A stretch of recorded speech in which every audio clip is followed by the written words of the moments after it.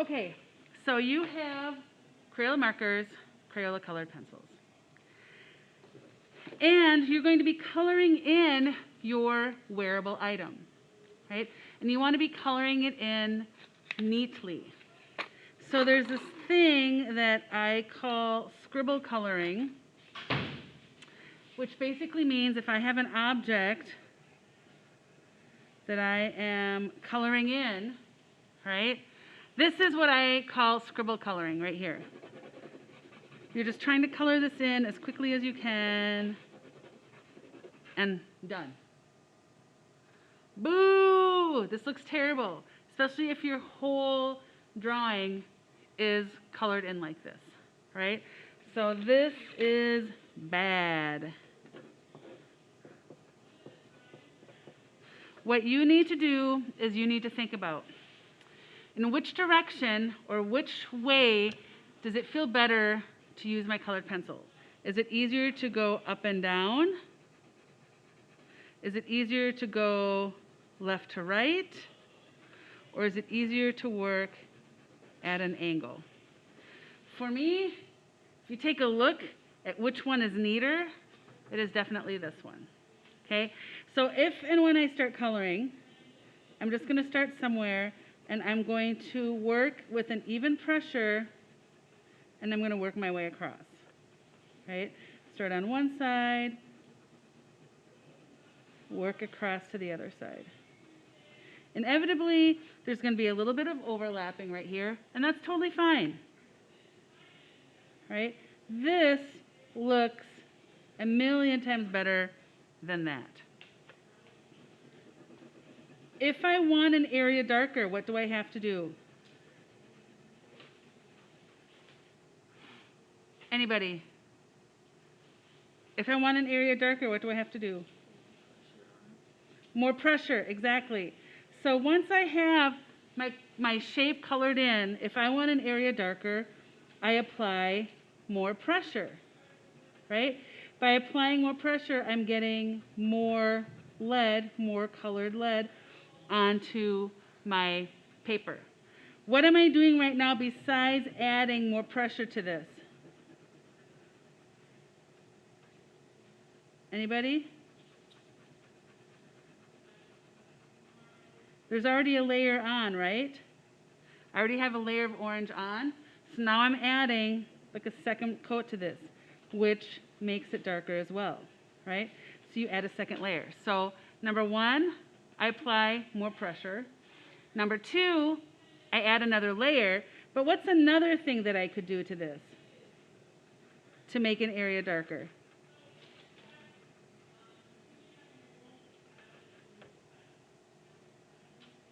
Anybody? I could use a darker color, right? I don't automatically need to go to black. I could go to red and add red on here to make a specific area darker. Maybe you have a fancy set of colored pencils at home where you have 3 different colored oranges. Maybe you have a darker orange. You could do that as well, right? You could also use the complement, let's see here, blue, the complement color of orange, which is blue. Does anybody remember or know what complementary colors are? Yes.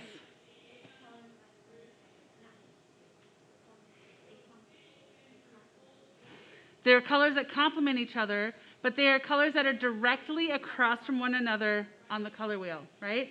So blue and orange are together, red and green are together, and yellow and purple are together. They're opposites. So one color is a warm color, one color is a cool color, and what happens then when they work together is they sort of bounce off each other because they contrast. So you could, if you wanted to, go in with a little bit of the blue to shade in a particular area if you wanted to. Again, working in the same distance, or same direction, I mean, but you can add that in there.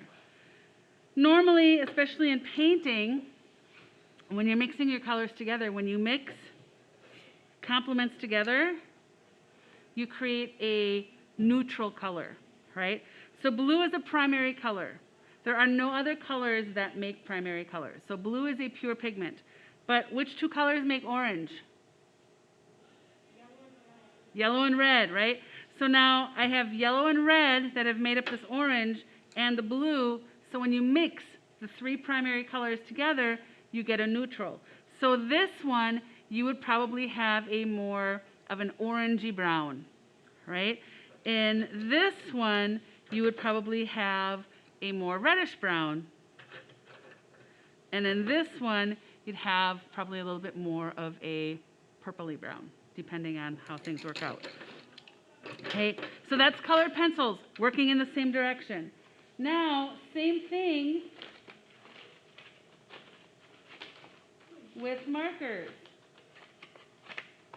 When I'm coloring with markers, I'm not going to do this because the more layers you put on with a marker, you see every single one of these layers. For some reason, it's not quite showing up on there very well. But what you're going to do is you're going to need to decide again, is it easier to color up and down, left to right, or at an angle? And then whatever your shape is,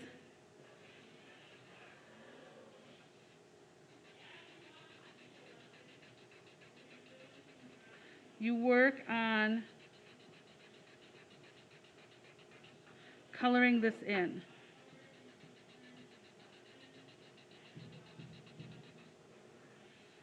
And yes, there is a little bit of that overlapping mark, but that's totally fine.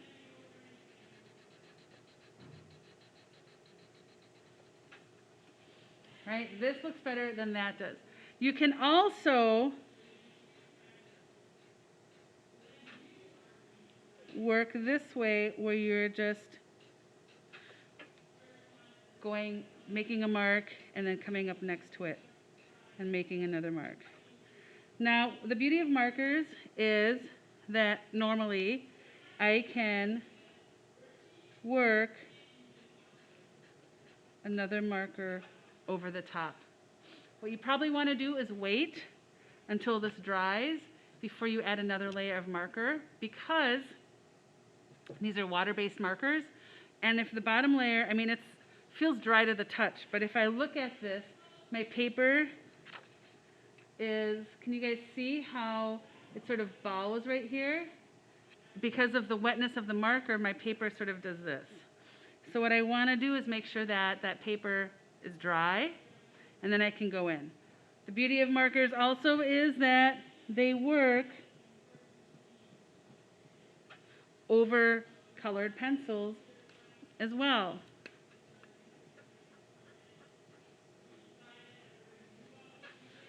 So I can add extra details onto my colored pencil section with my marker. But I can also work colored pencil over marker as well. Now this is still a little bit wet, so my colored pencil really does not want to do much of anything right now. But you can see how I can work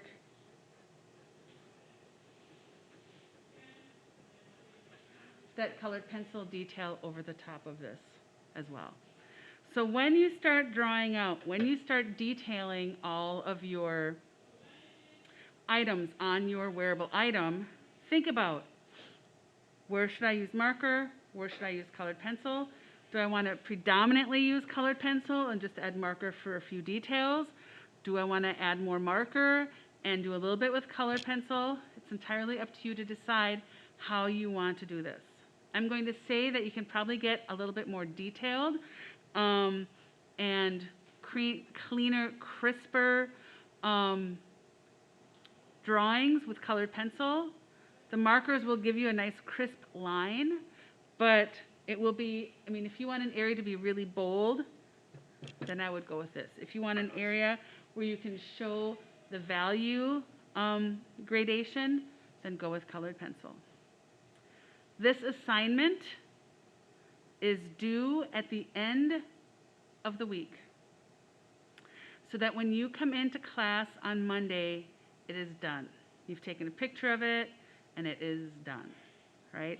So you will have this whole week to work on this lesson, which should be plenty of time for you to get this done so that we can start on our next assignment then on Monday. All right?